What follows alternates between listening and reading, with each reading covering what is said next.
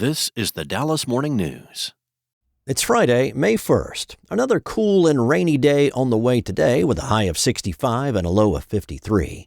Things will brighten up and warm up over the weekend, though.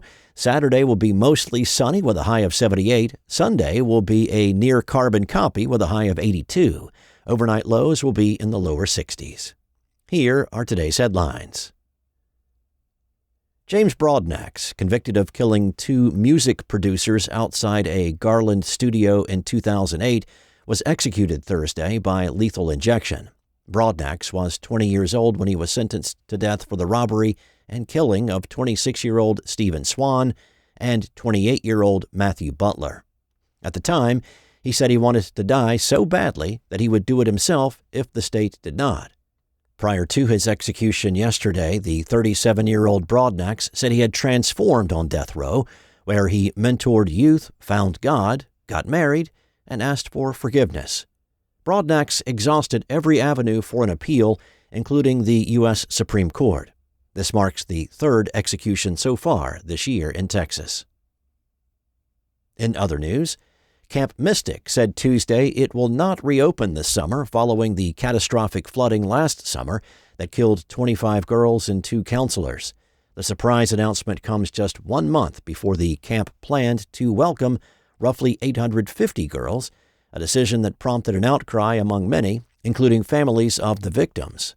The camp said it informed the Texas Department of State Health Services that it would withdraw its application for a license. Camp Mystic leaders faced deepening scrutiny over their preparation and response to the floods that tore through hill country and backlash for their plan to reopen. Next up, Attorney General Ken Paxton announced he is investigating nearly 30 North Texas businesses for visa fraud, an escalation of a probe he announced earlier this year. Paxton is specifically targeting H-1B visas, which allow companies to recruit and hire foreign workers in specialized fields, such as information technology and medicine. The program, which once received broad bipartisan support, has come under scrutiny in recent months by the Trump administration and some conservative voters and lawmakers.